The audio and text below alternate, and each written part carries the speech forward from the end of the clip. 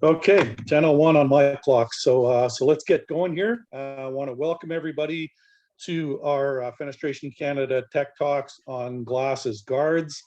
Um, a special shout out to our friend John Hill over at Keystone Certifications. They sponsor the Tech Talk sessions. We really appreciate that. John, I know that you wanted to share some information that you have, I believe, on renovation rebates, if I'm not mistaken. So I'm just going to pass it over to you to go ahead and do that. All right, great, Terry. Can you hear me all right? You bet, clear as a bell. Okay, so Keystone Certifications is grateful for the opportunity to speak briefly to today's attendees. You know, Canada's commitment to lowering greenhouse gas emissions is resulting in a tremendous opportunity for fenestration manufacturers who can offer product configurations that meet the new Energy Star. Now, I'm not talking about just the Greener Homes Initiative, but it seems like every month there's a new energy efficiency program, pop up that's trying to persuade homeowners to replace their inefficient windows. And a great example of that Terry shared with me is the new Clean BC rebates for windows and doors that offers up to $950 an opening for window and door replacements that have certified U factors less than or equal to 1.22. I'll paste a link in the chat box where you can find out more about that program and many other local incentive programs that are sorted by province. So anyway, qualifying for these incentive programs will almost always require triple glaze, double low E configuration. And of course, the products have to be rated, third-party rated and certified. And that's where Keystone comes in. Keystone is an SCC accredited third-party certifier that's here to help manufacturers, qualify your products for Energy Star and these incentive programs, and to take advantage of this awesome opportunity. So anyway, thanks for listening. And Terry, I'll sit back and listen to the Glasses Guards presentation. You bet. Thanks a bunch, John. I just want to mention, because I've never seen this before, that the rebate program that you mentioned in BC, the Clean BC program, that is income qualified requirement, but the consumer doesn't pay the full bill. Up to $9,500 of that program is paid directly by the government to the contractor. So in some cases, a consumer could get $10,000 of windows replaced and only pay out $500 from their pocket. I've never seen a program like that, and I think it's going to be really attractive and really successful here in BC. So, okay, so back to our Glasses Guard session. I'd like to welcome my guest today, David Vadocz. David Vadocz is here in Vancouver. He works for RDH Building Science. David, why don't you just tell us a little bit about who you are and what RDH does? Sure, that'd be great. Thanks. Glad to be here, and thanks for that introduction, Terry. David Vadocz. I am a principal at RDH Building Science, and I specialize in as a glazing engineer. I have for about 15 years, and we at RDH are an engineering company that basically focuses on the facade. So we do enclosure engineering, structural engineering for the enclosure, thermal modeling, energy modeling, you name it. Anything to do with the exterior or the facade of a building is what we specialize in. My area of expertise is strictly in the structural glazing area, but that's me. And I'm licensed all across most of the provinces except Quebec, and so I've experience in a lot of the provinces all across and in the US.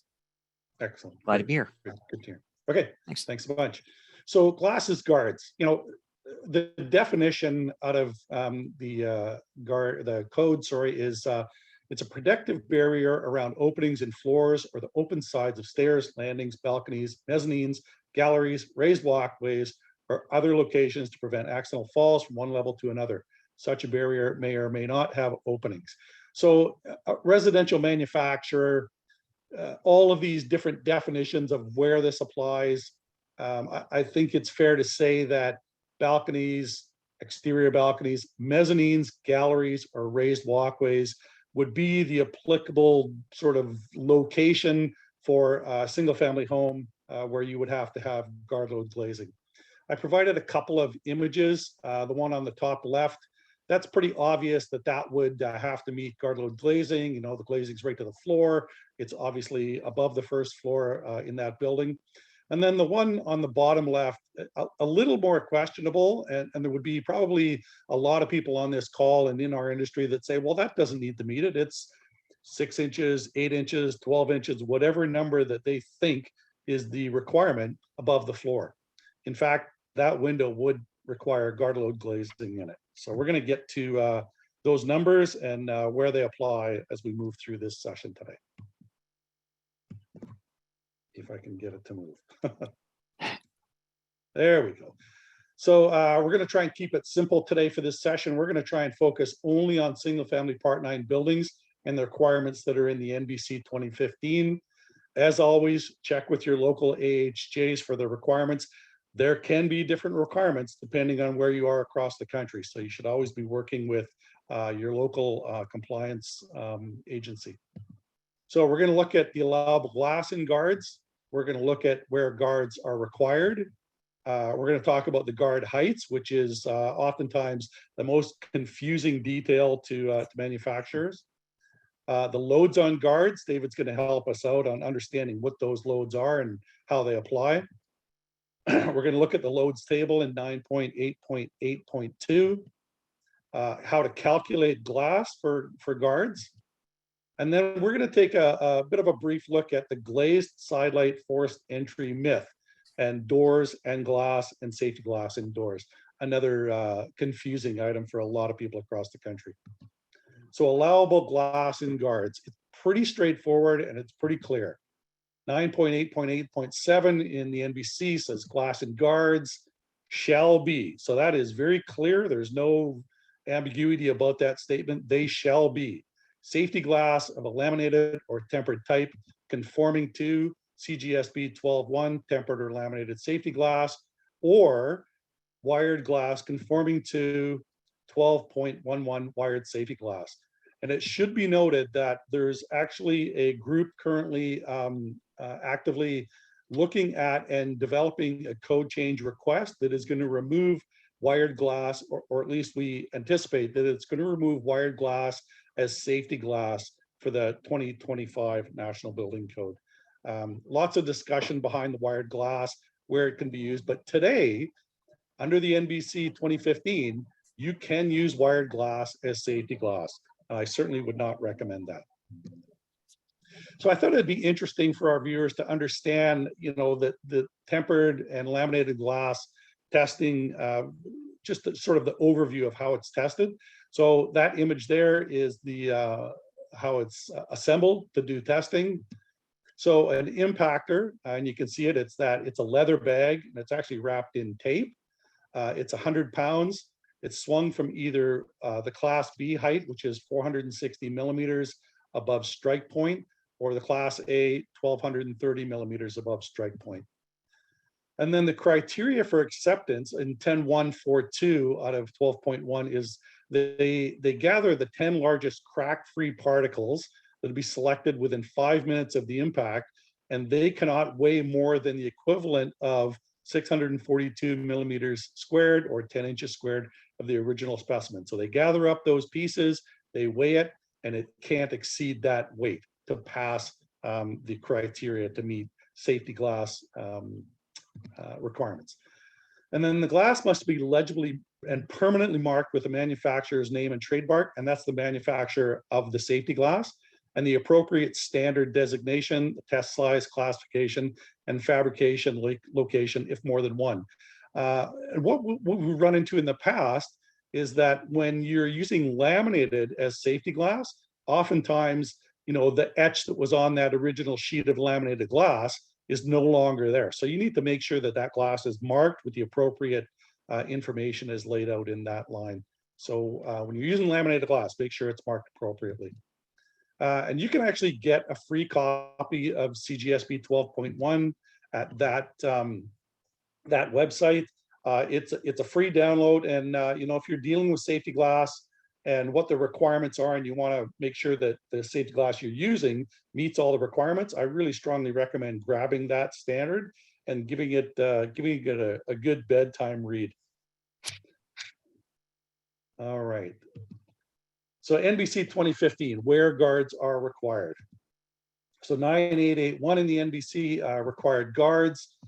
So except as provided in sentence 2, and sentence 2 basically excludes loading docks, garage pits, maintenance areas, every surface to which access is provided, including but not limited to flights of steps and ramps, exterior landings, porches, balconies, mezzanines, galleries, and raised walkways, shall be protected by a guard on each side that is not protected by a wall for the length where. Now, in that line, the term each side has always been a bit confusing for me. And at one point I thought it applied to, does that mean each side of the window? Like both sides need to be safety glass? David, your understanding there, I think that this applies to an exterior walkway that maybe has railings on both sides. Is that That's correct. Would that be a fair understanding? So yeah, that would be fair understanding. Yeah. So for a window, this, it doesn't apply. Like if you're applying safety glass, you only apply it to the side that is potentially impacted, correct? That's correct. You know, when you've got a sealed unit or IG unit window, and it falls on the other side, really what you're doing is you're applying that load to the inside light, right? And so that's the one that's going to take the impact. That's the one that's going to be the most important. And so that's the one that has to be safety glass, whether it be Right. tempered So, or laminated. Yep. so that impact side, as long as it meets that requirement, there's no need for the outside light to meet that requirement. That would be correct. Okay, great. Okay, so so again, protected by a wall for the length where there's a difference in the elevation of more than 600 millimeters between the walking surface and the adjacent surface. We're going to get to that in a second. And then this one has always been a little bit confusing for me as well. The adjacent surface within 1.2 meters of the walking surface has a slope of more than 1 and 2. So I tried to illustrate that here so that the inside, the window is below the 900 millimeter guard load height. On the exterior side, the ground is level to the walking surface, but at the 1200 millimeter point, there's a slope of more than 1 and 2. Now, you know, I can understand where this would be applicable, maybe on a railing, on an outside walkway or something like that. But would this apply for a window as well, David? So if my illustration here, would that actually apply as requiring guard load glazing in that window? You know, that's a great question, Terry. And it's, you know, this, so, you know, my response is, just so everyone knows, is based on my opinion as an engineer. That doesn't mean that you know, so just so that everyone's aware of that is my strict personal opinion. When you have a scenario like this and they're talking about the adjacent surface being, you know, 1.2 meters from the walking surface, yeah, I think you've done a really good depiction here of what it means. And so what they're trying to say is that, you know, you're trying to get that barrier. So what they're saying is that if someone should go through that barrier, right, you don't want to have too much of a distance there where then you've got that fall on that adjacent surface. It would be almost considered like, you know, an elevation that's more than 600 millimeters. And so it's all about that safety. If should someone go through, you know, you're still going to be able to, within that distance, roll down that slope, if that slope is as steep as it is there, showing the 1 to 2. Right. Okay. Okay. So, you know, I mean, it's probably a bit of an unusual scenario that you would see this around a single family home, but, you know, something to be aware of is that, you know, if that wall is somewhere close to a drop, a cliff, or, you know, a slope that falls away from the exterior of the home, that particular scenario would require guard load glazing in that window. So something to watch for. Go ahead. It's still considered, something very similar to, a drop, and it's a significant drop. And Right. so what they're saying is, measure 1200 from the outside face of the wall. It's still considered as a hazard or a safety Yeah, condition. yeah. A tough one for a window manufacturer to know, they don't always Yeah. see what the exterior of the house perimeter is, but something to keep an eye out for, because you could get called on it, so watch for it. Okay, so again, we're sticking with single family Part 9 homes. We're trying to make that our focus, but there are two numbers that apply when you're talking about guard heights. So we're going to try and make sure that we can provide some guidance on where those two numbers apply. So in 9881, so item 6, except as provided in sentence 7, glazing installed over stairs, ramps, landings that extend to less than 1070 millimeters above the surface of the tread, ramp, or landing shall be, again, protected by guards in accordance with this subsection, or non-operable. And we're not going to look into the requirements for opening windows in this session, so we're going to ignore that. But in item 7, in dwelling units, glazing installed over stairs, ramps, and it goes on to say virtually exactly the same thing, but the guard height is now 900 millimeters. So trying to understand what item 6 is pointing to and what item 7 is pointing to. So David, item 6, my understanding is that is everywhere except within a dwelling unit. So in a public space, let's say. Yeah, so it would be like, in a Part 9 building, specifically a Part 9 building, you're going to have some common areas.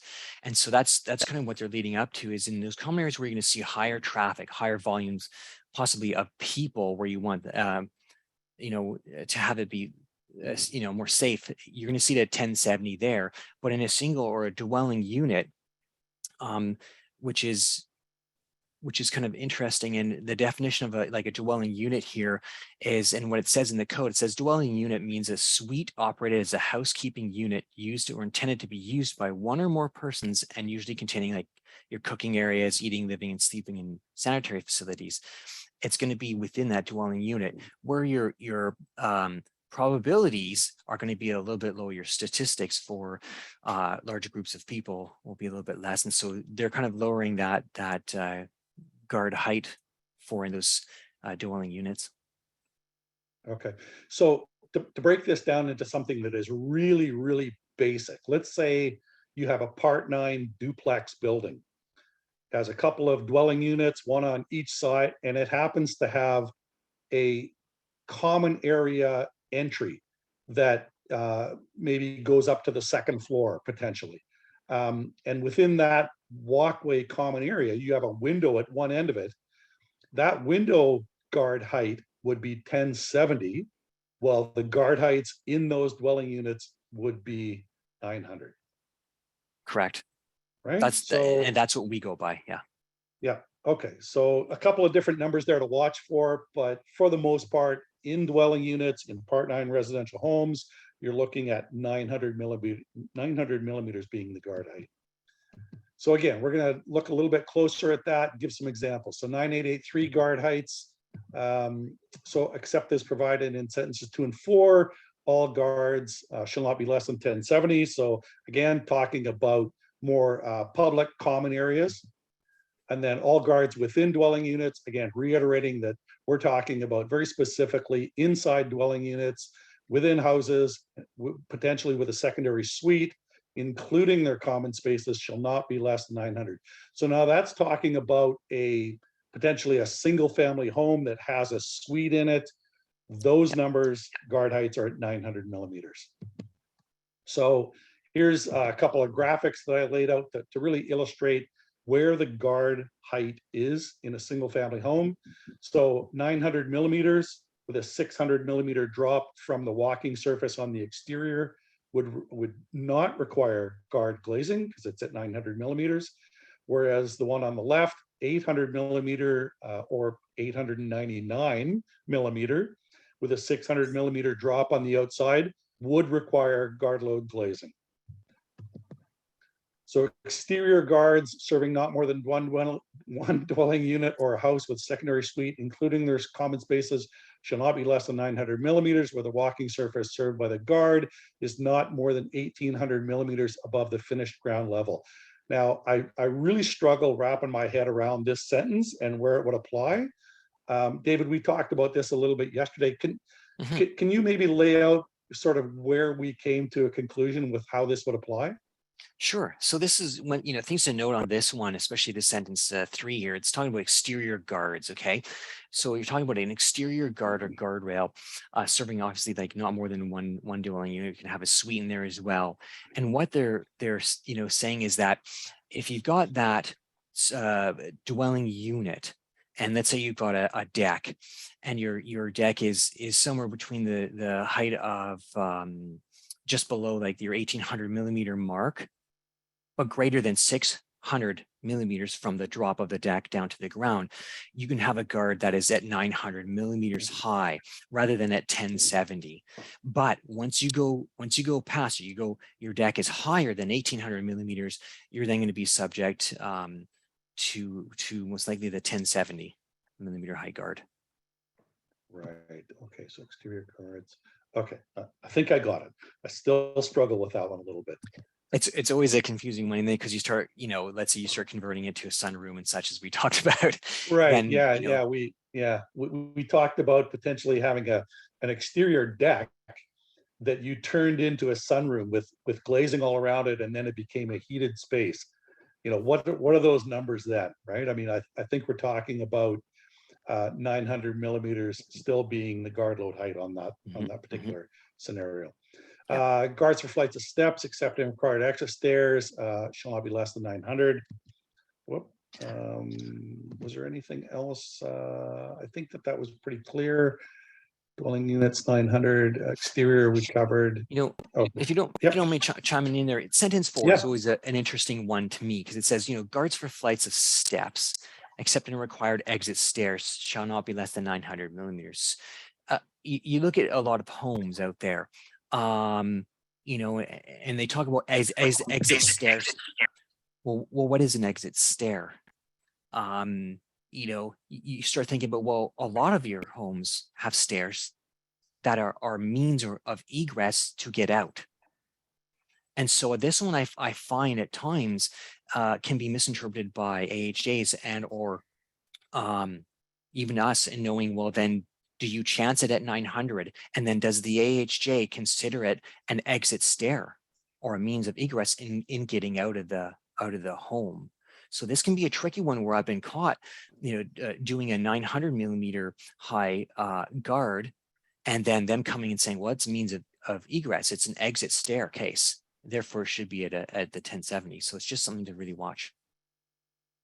Okay, yeah, that's not really clear. There's probably some of our members that actually do railing work where this would apply.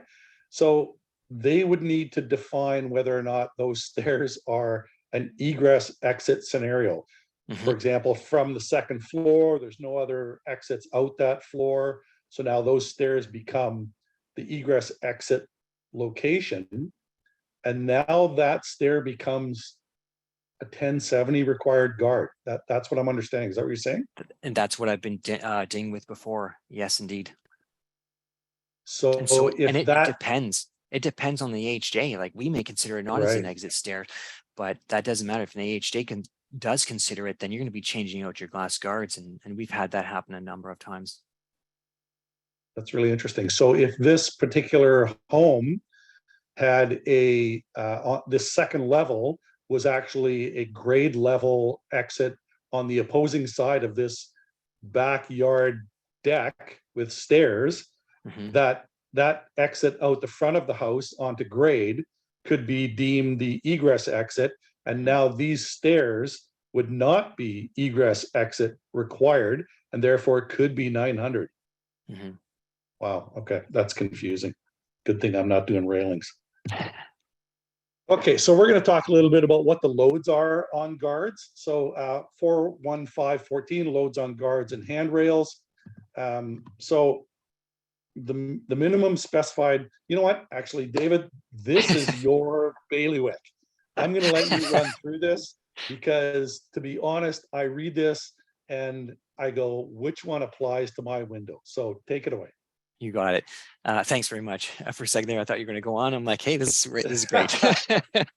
Appreciate it. So loads on guards and handles. Now, one thing to note. So a couple of slides earlier, Terry did mention that it pointed for your Are you able to flip up a couple of slides? And we'll show you because there's a part 4 guard loads and then there's part 9. And so I want to make sure that that's where it references part 4. So hang on. So go forward again. So just bear with us here. No worries. And then keep going one more. Okay, right there. Perfect. Yeah. So notice here, it talks about in sentence 6 and 7 there, glazing installed over stairs, ramps, and landings. Or it says here, shall and ramps, right, above the surface treads, ramps, and landings shall be protected by a guard. And then in part B there, it talks about balcony guards and provided in Article 4154. So that's part 4 of the building code. Okay, so that's things to remember because the load differences are very different in 4154 than they are in part 9. So now if you don't mind going back to 4154, thanks. So then you'll notice in here, thanks, Terry, the minimum specified horizontal load applied outward at the minimum required height for every required guard is going to be one of these things. It's going to be 3 kilonewtons per meter or 206 pounds per foot. Now, this is for openings. This is for like viewing stands without fixed seats or for means of egress in grandstands, stadia, bleachers, and arenas. This is not going to apply at all to part 9.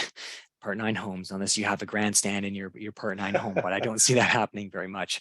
And then you start getting to, well, then is part B the one there? Is it a concentrated load? Yes, that is one of them. And that's a concentrated load applied at any point, so to produce the most critical effect. Now that's for access ways to equipment platforms, contiguous stairs, and similar areas where the gathering of many people is improbable. And then there's also C, where now you have a line load or a concentrated load. So that line load is 0.75 kilonewtons per meter, or 51 pounds per foot, or your concentrated load of 224 pounds or 1 kilonewton applied at any point. So that's to produce the most critical effect. And the things to note is that your line load it's going to be placed at the top of the guard, and your point load can be placed anywhere in that or anywhere on that guard. So when you talk about that load applied at the top of the guard, yep, we're gonna look at that a little bit closer.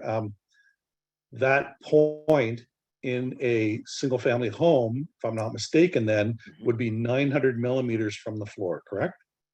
Correct. That's where that point load is, correct? Yeah, correct. So you got a window glazing unit and an IGU.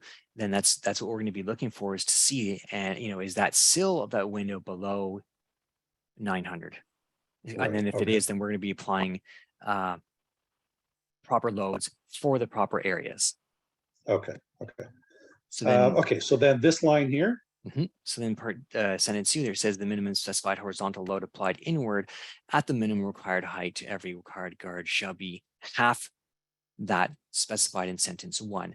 So it used to be in the code where the load used to be applied outwards and inwards. So finally they kind of clued in and said, well, we don't want to get rid of the word, the inward load per se. And so what they've done is basically cut it into half.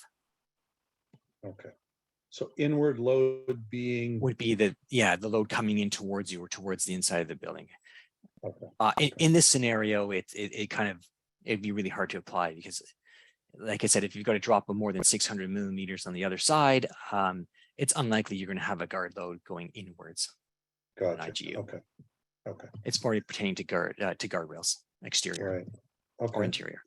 So I'm going to let you carry on here. Sure. So those individual elements within the guard, including solid panels and pickets, shall be designed for a load of 0.5 or 112 kilonewtons or 112 pounds applied outward over an area of 100 millimeters by 100 millimeters. This can be located at any point on or in the element or elements so as to produce the most critical load.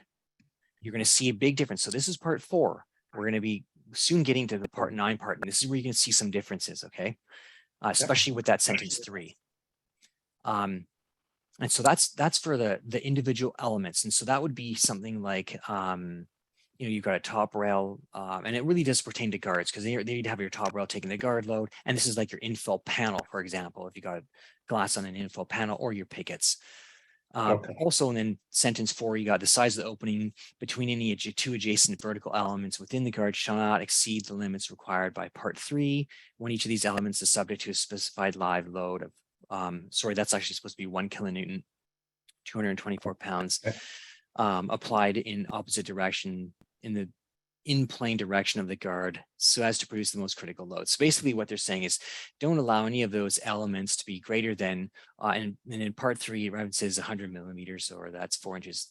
Basically, it's like, and how it has been interpreted as the size of a child's head. So they're trying to do is eliminate people getting their, body parts through and they're stuck. Gotcha. Okay, gotcha. And then sentence 5 says the loads required in sentence 3 need not be considered to act simultaneously with the loads provided in sentence 1, 2, and 6. And sorry, this does get quite confusing. What they're trying to say is basically you don't start combining all these loads all at once. That's not what you have to do. You got lateral loads, you got line load, you got a point load. You don't, load them out at the same time. So an engineer doesn't need to be considering, the line load at the top and a 1 kilonewton point load. At the same time, or a 1 kilonewton point load on the infill panel and the 0.5 kilonewton load. It's really quite individual. However, one thing to realize is that these loads are specified loads, so they're unfactored. And they're also not put into like a load combination. So if you're talking like you have an IGU in a residential home, we are going to be applying a wind load in combination with the guard load. It's not going to be just the guard load applied on the window unit itself. We do have to follow the load combinations. And so don't be surprised if you see that your glass thickness needs to increase because now we're looking at wind load in combination with a guard load. And they do have reductions. It's not a full guard and a full wind. And so the minimum specified load applied vertically at the top of every guard. And so this is going to be 1.5 kilonewtons per meter. And it need not be considered to act simultaneously with the horizontal loads. This is mainly for interior and exterior guard loads, or guardrails, sorry, in which he's got that vertical load being applied, not necessarily to an IGU or wall acting as a guard. Okay, then so take us through. I'm a window guy. I need to design my window. Which one of these columns and values applies to what I need to meet? Okay, and this is what's great. And what you've shown here and what is highlighted really does pertain to the Part 9 buildings and is what's going to be most important. So as it explains on the left-hand side, location of the guard. Guards within your dwelling unit and an exterior guard serving not more than 2 dwelling units. You're going to have a horizontal load applied inward or outward at any point at the minimum required height of the guard, which Terry had talked about before. And you'll notice here, it says, this is a Part 9, 0.5 kilonewtons per meter. So that's your line load, which is different than the Part 4. Part 4 was 0.75. So you can see already a reduction because of the Part 9 building, and it's a single family dwelling type of unit, or 2 dwelling units, you have less probability of large gatherings to some degree. Also, they just have a lesser load there of 0.5. So that's really good to note. The point load is exactly the same. So you're going to do that line load or the concentrated point load, and it's going to be horizontal, inward and outward, remembering that the inward one is loads are cut in half. Your horizontal load applied outward on elements within the guard. Okay, so we talked about pickets and we talked about an infill panel was 0.5 kilonewtons applied over area of 300 by 300. Now this is the big difference. In Part 4, it's 100 by 100.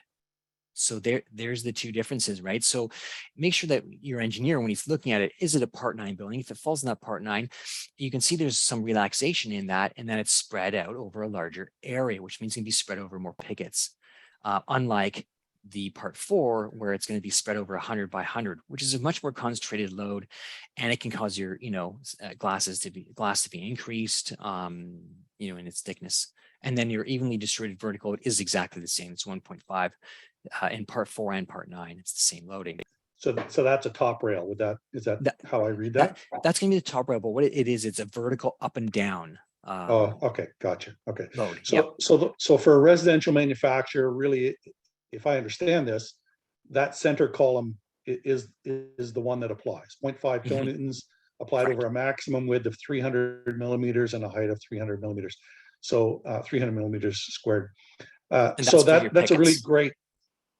Okay, okay. So that's for your So pickets. That's going to be those elements within the guard system. That's not going to be the top rail. Your top rail one's going to be the one to the left, the 0.5 kilonewtons per meter or the 1 kilonewton point load.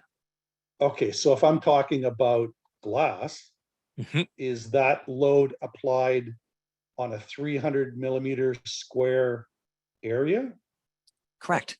of impact? Okay, okay, Yep, that's you what I'm got it. trying to get at there. Okay, great, right on, makes sense. Okay, so calculating the glass for guards, there is help out there.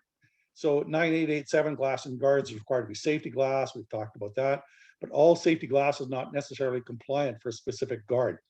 So basically, you know, a lot of suppliers, manufacturers have simply, you know, make it tempered and it's good enough. But that's actually not the case. And this is something to be really aware of. We've seen some enforcement, you know, over the last while from building officials that even though it is tempered glass, they're saying, well, it doesn't meet because it is not a specific thickness of safety glass, and that can catch you off guard and can be really costly when you got to start to replace units. So fortunately, there is a tool out there, MEPLA ISO, which is software for structural glass design. You can find it there. And it's a free download of the software. It can be a little bit confusing if you're not somebody like Mr. Vadocz, understanding the inputs and where to get the information. A conversation with your engineer on the use of MEPLA and their support and approval of its reports is recommended. You know, my experience was that we were able to work with our engineer, and we would run the glazing through MEPLA, get the appropriate required thickness of safety glass, and then create the report. And then if a building official was to call us out on it, we were able to go to our engineer, provide proof of what was provided in the production, as well as the software MEPLA report, and get a relatively simple and relatively inexpensive sign off on that information. Can save you a lot of grief. So a couple of screen captures, and then I'm going to stop sharing, and I'm going to pass it over to David, who's going to run us through a MEPLA demonstration. Sounds great. Thanks, Terry. Here, just give me a second. And I'm just going to get this up and running. Can everybody see my screen? Terry, got it? Okay, good stuff. And so I'm just going to run through a very simple, this is the MEPLA ISO. It is a free online software you can use. Things to note about it, I recommend or highly recommend is to involve an engineer on it as well, because it can be quite confusing at times and complicated. However, one thing to note about this MEPLA ISO is that it is for four-sided support glass. And so it is for like an insulated glass unit within a wall system. It is not like a balustrade, a program that will take your balustrade, for example, and to do exterior or interior glass guards that are on standoffs or base shoes and such. It is for specifically four-side support glass. As you can see here, this is the geometry. It's fairly simple. You would enter in your dimensions of your window. For example, I just chose a 1500 by 1500 size window. And then here you can define where your outpoint points are going to be. This is your outpoint or your output point for a pressure. Typically, it'll specify it in the middle, and your point load, or where you want that point load to be applied. For example, the 1 kilonewton point load. If let's say the sill of this window is below 900, then, and I did move it down here. It typically comes out in the center. I moved it down for just an example of, let's say this was below, maybe six inches above finished floor, and now we have a window acting as a guard, and we need to apply guard load to it.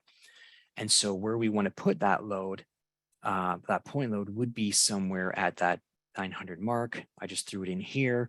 And where do we want that output to be? We want to find out what the stresses are here at that point load. as well as then it's going to give us what the pressures are, for example, for wind. And so that's where you enter in your geometry. You go and you can then easily choose your system. You know, is the glass 4 mil? Is it triple glaze? Is it double glaze? What's my airspace? Fairly simple. To enter here, I'm just going to go with 3 triple glazed 4 mil thick glass. You can choose to laminate it. For example, on the inside or outside, you would click this button, and what it does is it then goes into the laminated application part of it here, and you can see that that switches the glass slide C to a 2/2, for example, or if you had 6 mil, it would be 3/3. I'm David, just going to keep. Yep. can I stop you just for a sec here? Yeah. Chime in anytime. So a lot of guys are going to go, okay, well, this is great. What do I do for a dual glazed unit? Perfect. That's a great question. I'm glad you asked that. So if you want to go dual, we need to zero this out. Okay, and you can't just put a 0 in here like this. It doesn't like that value. So what we do is then we kind of trick it and we go, okay, we kind of choose a really, really low number like 0.001, which zeroes it out pretty much. You can't just use 0. And now you're looking at something like a double glazed unit here, and we'll make it, let's say 6/6. And then, like I said, if you choose laminate there, it's going to show you have 3/3. In that sense, it doesn't allow you to choose the type of a laminate. It is it assumes that the laminate is a PVB laminate, not like an SGP laminate. Okay, great. And so that's how we would zero that. And I'll leave it like this because most of our units at the moment are double glazed. And so I'll just leave it in this condition. We'll leave it with 6/6 glass as well. And then here you would enter in your loads. And like I talked about before, for your loads, we do need to think of load combinations and what they are. And so this is why they have the load combinations down here. So for example, for this is a wall acting as a guard in our IGU unit, you're going to have a wind load. Okay, and I'm showing here 0.4. This is our load factors. And this is why I say that at this point in time, either you need to know what those load combinations are, or maybe you get an engineer to help you with that. And so for a wind load combination, you're going to have 0.4. So it's 0.4 times the wind load. And I put the wind load here. I just used a 1 kilonewton per meter squared wind load, and then my point load, which has to be factored, which is showing up over here of 1.5, and then I have it here, the 1 kilonewton load. You'll see I put a negative. It talks about outside and inside faces. Because MEPLA is specific with this and that they only have the point load showing on this one side, what I've done is I ignore the outside face and the inside face. What I'm really interested in is the load and where that's applied. So I say, the point load is what I'm interested in here. They only show it on this one right side, no problem. I need to think of it like this is the inside of our building. We apply a -1 to get the arrow facing towards the glass, which would be your inside glass. And then my outside pressures here. I just know that the typically your negative pressures are the ones that govern. So I put it on here on the outside face of the glass. Here, as you can see, and they labeled the glass surfaces A, B, and C. B, we obviously zeroed out. And then we can go into our analysis. They have a really good description here. It just kind of gives you the preliminary type analysis here, giving us what the stresses are and what the deflections are as well. And then we do a run of it. And then basically it's going to give us our outputs of what the stresses are based on the combination of point load and wind load applied to the IGU with this, which ours is 6/6 glass. It doesn't say whether it's tempered, heat strengthened, or annealed. What it does is it gives you the stresses, and hopefully you can get an engineer to kind of give you the ranges of, okay, annealed stress ranges are here, you know, heat strengthened is this, and then tempered would be this, and then you can see whether that glass is within, you know, that range of acceptable stresses. And then you're showing deflections here of what they're going to be. You can print out your report, and this is what it comes out here, and it'll show you your deflections and loads and stresses at the point we've selected. Unfortunately, in the diagram, I don't know why it does this. It's not showing us, you know, the correct picture layout of where we have it. I don't know why. Hopefully they'll change that with in an update. And then it's just showing you, you know, your glass surfaces C, B, and A. B obviously is 0 because there's no load to it. You can see that this C is where we've applied our point load. You can see where it's showing that point load and stresses and deflections. And then it starts to spread out on A, because you don't have a direct load applied to that pane. You've actually got it being transferred through the air pocket and then to the outer pane. So Right, you're going to have okay. a bit of a different deflection and stress view. And Can you go back to analysis for a second? You got it. There we go. There you go. So in my previous life, the engineer that we worked with, no names, of course, when those loads were above 25, he would recommend that would be tempered. So that line C there, pane C over 25 would be tempered 6 mil. And then I believe if I'm not mistaken, if it was over 100, it simply failed and you needed to change it out to something else. Now, Correct. you know, again, those were the numbers that we were given just to be able to give us a guideline to work with. Again, highly recommended that an engineer evaluate these reports and provide the guidance to what you can use as a cutoff value, if you like, going from annealed to tempered. Definitely, Terry, and that's great because you're, you know, in our code books for center of glass strength, an annealed glass is going to be able to accept a 25 newtons per millimeter squared, heat strengthened. Okay, glass is going to take 50, and then your tempered glass will take up to 100 kilonewtons per meter squared. So what that means is, for example, our glass here can't be annealed because it's greater than 25 stress. Yeah. Can't be heat strengthened because it's greater than, our stresses are greater than 50. So it's just indicating to the engineer and us that it needs to be tempered. Okay. Okay, great. Great. That makes sense. Okay, that's excellent. Everybody's got it. They're going to be able to run all their own glazing designs now. Yeah, I don't think so. But it's a great tool if you have people that can do this work in your business and work with a third-party engineer to help you get through what glazing you need when it comes to guard load glazing in Part 9 homes. So that's good. I did also, there was another item that came to mind as I was working my way through this, and that was glazing inside lights of doors. So the forced entry glazed side light myth. So 9752 in the annex, forced entry via glazing in doors and side lights. There is no mandatory requirement that special glass be used in doors or side lights. Now, again, we're talking specifically about forced entry glazing. There's been many cases in my career where a building official has said, well, this little window is beside the door, it needs to be safety glass. That is not the case. Certainly in BC building code, same as in the NBC as I read it, that's not the case. So I wanted to talk a little bit about it. So this little description here is pretty straightforward. Tempered glass will stronger against static loads, prone to shattering, blah, blah, blah. What is the glass and side lights required to be? So glass side lights greater than 500 millimeters wide that could be mistaken for doors. That is wide open to interpretation. So if you are a side light greater than 500 millimeters, I strongly recommend that you use safety glass. But again, it's open to interpretation. Safety glass of tempered laminated type, of course, and those are the same standards that we talked about earlier. But an interesting scenario in the Vancouver building bylaw that I ran into a number of times over the years, 9.6.1.4, glass side lights and windows located within 915 millimeters, 36 inches of doors and greater than 500 millimeters wide. And I'm going to ignore the rest of that line. So in the city of Vancouver, they require these side lights to be safety glass.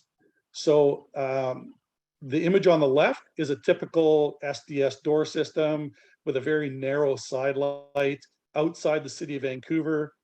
That glass would not be required to be safety glass. The image on the right, assuming that those windows that are side lights are 500 millimeters wide, and you know whether they are or aren't in reality, this is just to demonstrate what I'm talking about. They would be required to be safety glass as per the Vancouver building bylaw. And what's really interesting about how they enforce this requirement is it says 915 millimeters within the door.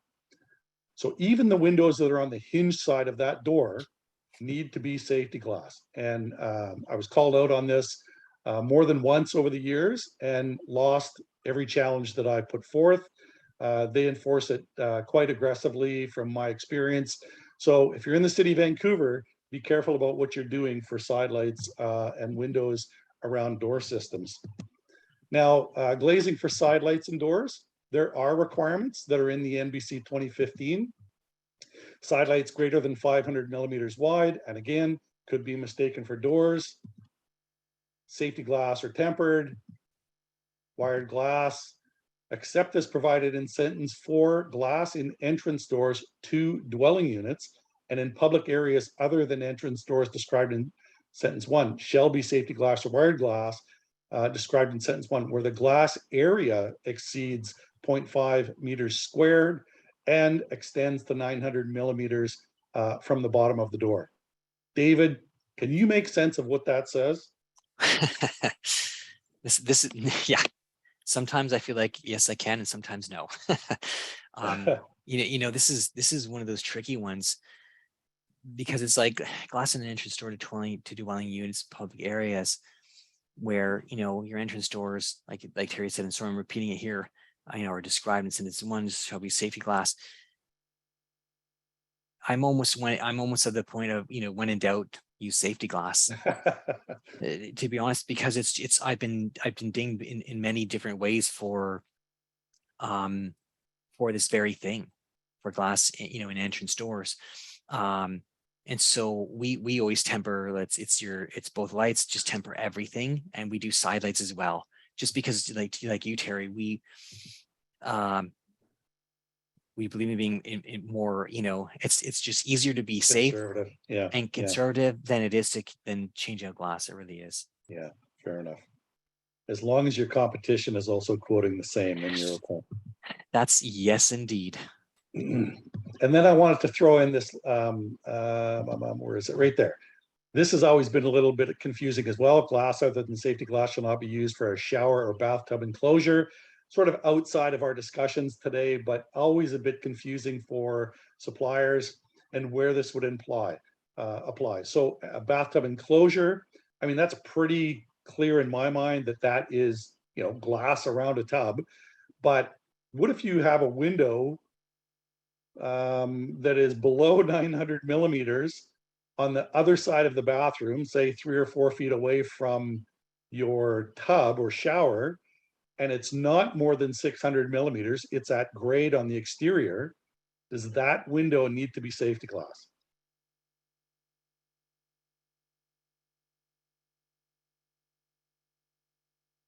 Nobody knows. Yeah, that's a good one. I would personally, I would recommend it, but in my mind, it doesn't form a shower or tub enclosure, so it technically would not be. But I think for everybody's safety, we should. So, okay, we do have some questions. Man, that hour went by really quickly. I'm just going to take a quick look here. From Shane, this talks about John's comments at the beginning of our session. There is stacking available for the Clean BC program and the Canada Green Homes Grant. So there is significant funding available for renovations across the country, and in particular with this new program in BC that is the income qualified. So lots of money available to change out windows. So from Jim, residential stairwell window below 900 millimeters is a simple way to approach this to make the interior tempered light 4 mil thick, question mark. The cost of thicker paint probably ends up being cheaper than engineering analysis calculations, or there's situations where 5 mil or 6 mil are required. David, you want to field that? Sure, you got it. This is a hard one to do because I get it. You want to be able to go, okay, is there a solution that fits all in all situations? The problem is there isn't. And the problem there isn't is because each building is going to have a different wind load, and you have to look at the wind load, the combination of wind and guard. And so if you're in a high wind area, Some instances, you're not going to get that 4 mil tempered glass to work because it's an IGU, it's sharing load. And so that's part of the problem. But that is something that we do look at. And, yeah, the simplest way is to go a little bit thicker on that inside pane and temper it. But what that thickness is going to be, very simple. It's a very simple and easy check for an engineer to do, or even, even give you some guidance in your area, whether it be Ontario or Toronto, Calgary or BC, Vancouver. There are peak wind loads. You could always go with the greatest wind load and, for example, and get that combination, and then you're kind of always covered. But it also depends on the size of the window as well. Right, perfect. So, as much as we'd like to say, well, yeah, if you always use, for example, you're in this scenario, go with a 5 mil tempered glass, that'll cover most. It's really hard to say because it's all dependent on glass dimensions and wind loads and combinations. Yeah. And even in doing that, if a building official challenges you and you don't have the engineering report to back that up, you're not going to get very far. So always best to have an engineer support you on what you're doing. Question from Wei, what area do you apply the concentrated load at any point over? Is it 100 millimeters square? Now, again, specifically talking about Part 9 single family homes, David? This is a great one there. So that's like the demonstration I just showed, right? So I modeled that one over a size, that point load over 100 by 100 millimeter. The reason I did that was because, not just because it's Part 4, they don't specify. So it's not really defined. For example, in an IGU, that point load, it doesn't say, it's not considered an infill panel. And they only specify, an infill panel having the 100 by 100. If it's Part 4, Part 9 is 300 by 300. But what if you've got an IGU and you're applying guard load to it, and you're taking that 1 kilonewton load at the 900 millimeter mark above finished floor? What do you spread that point load over? We typically go with the 100 by 100. If you're in Europe, it's 200 by 200 by code. And so we typically do the 100 by 100 because it is going to be the more conservative approach to use. But this is 100% our and my opinion on it. There's no definition or clear definition. Okay, great. And Mika says safety glass next to the door, does not the 24-inch rule apply? No, it does not. Outside the city of Vancouver, which is actually 915 millimeters, which is 36 inches, you do not have to have safety glass beside a door unless it falls into, cannot be mistaken for a door, 900, whatever it was, 900 millimeters off the floor. But no, there is not a specific safety glass beside the door rule, as long as you're not falling into some of those other parameters. So if you have a side light right beside a door and it's 10 inches wide, does not have to have safety glass. Robert just commented, he asked about if we were talking about NBC 2015, and yes, and Robert, I'm going to assume that you're asking because in the NBC 2020, that 900 millimeter guard load height changes to 450 millimeters, which is really great for people to be aware of. But today it's 900 as the NBC 2020 makes its way into the provincial codes across the country over the next couple of years. That number will change, and Fenestration Canada will definitely make sure to make that aware to our members that that number is going to change. So Anonymous says here, nowhere in Part 9 are window sills with annealed glass allowed below 900 millimeters. They absolutely are. David? Yep, I was just going to say that. Great, Terry. That is correct. What you're really looking for are two parts to this. One is the glass needs to be able to withstand the load requirements. You can put annealed, however, that glass needs to be safety glass. That can be in the form of tempered glass or laminated glass. So very much you could have, for example, 5-on-5 annealed laminated glass on the inside for the inside light, as long as it meets the load requirements. Your safety is in the laminated glass and your glass thickness should be able to sustain, of the entire IG should be able to sustain those loads.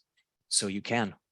Okay, but well, a quick example. Let's say you have a window that is whatever, 36 inches wide and 6 feet tall, and it's 600 millimeters off the floor, and the exterior is grade level.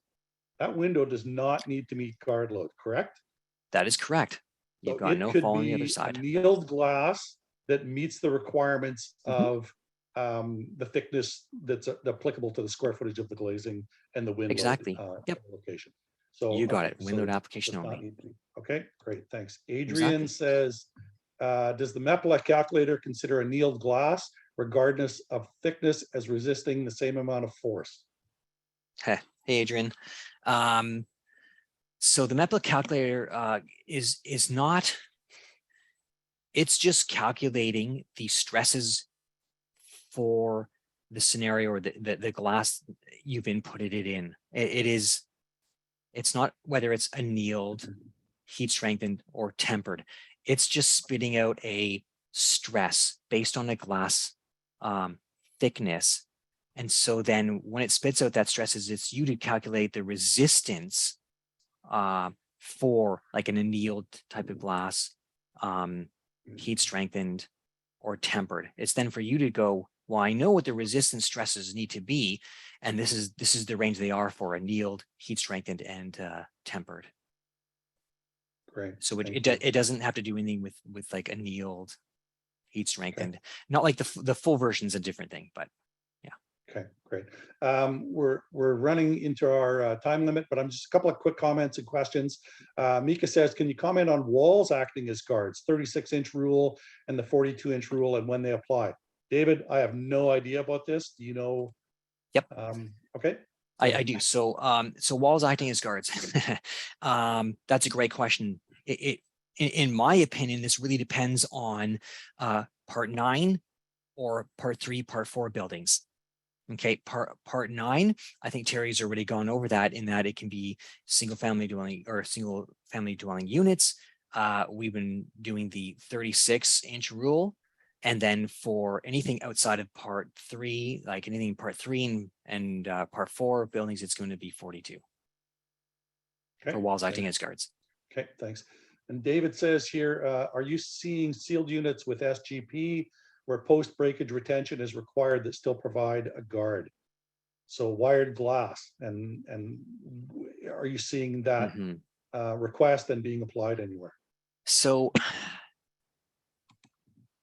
no, I haven't seen that yet, where we're seeing a sealed unit with Sentry glass interlayer or that SGP interlayer. We do. Post breakage is something we do think of, and the retention of that. You're probably going to see this flagged more in Ontario, where they're more concerned about the, and you'll see that in the SB 13 is one of the references to it. But we are considering, some redundancy and retention via the outside pane. So when we're designing it, for example, we are designing that inner light to take the guard load, and should it fail, then we are considering the outside light to take some load, but not the full guard load. And this is strictly our opinion and how we do that. I know some out there that will say that no, they will apply once again a full load to the outside pane of glass. That is just something that we in our office don't do at this time. We try to follow kind of the guidelines of the standard of CSA A500 for post-breakage loading, even though the CSA A500 has yet to be approved by the building codes yet, but it is a standard that is endorsed by our Engineering Association of BC. Okay, great. Anonymous says, and I'm sure that I'm correct here, and that Keystone would not do any of this kind of work. Keystone is a great group doing certification. So I think this is directed to RDH. And David, do you do load testing for railing posts? We can. We can. We have a lab in Waterloo for doing that, and we actually have a lab here in Vancouver for doing that if needs be. We're just not in a certified lab. but Okay. we can do, you know, those things. And there are like Intertech, QAI, there are other agencies out there that will do load testing for railings. Okay. You could help them out if they wanted to reach out to RDH and give them some direction. Oh, Okay, you got it. Yep. great. Give them Thanks. direction. Yep. Okay, Adrian says, Canadian engineers have best practice guide for interpreting guard loads. Yes, yes, that's correct. There is. So and actually I'll kind of show you, or not tell you, I'll tell you a little about them. So in BC, you got EG BC's design guide for guards. Okay, that's a best practice guide for guards in BC. It's fantastic. We've also got the CSA A500. That's a good standard to know. Unfortunately, it has not been accepted yet to any building code, National Building Code of Canada, or even a provincial one yet. But like I said, you'll see parts of it in the design guide for guards endorsed by EG BC. There is the SB 13 for Ontario. You know, so there's a lot of good resources out there and best practice guidelines for engineers to refer to. Also in CAN CGSB, the structural design of glass for buildings. Okay, great. So lots of info out there. Okay, that's it for questions. We've run over our time. Great crowd today. Good questions. We really appreciate that kind of feedback. So I want to thank you, our attendees. If you have topics that you want us to dig into for future Tech Talks, you can just send them over to me or Lauren. I want to thank David from RDH. Really appreciate your participation and your insight and guidance here. They're really helpful. I think we were able to clear up some of the confusion of what the requirements are. And then, of course, Mr. John Hill, I want to thank you guys over at Keystone for your support of Tech Talks and all of the other support that you provide to Fenestration Canada. I want to thank everybody. Have a great day, and we'll talk to you next time on Tech Talks. Harry. Yo. Take care.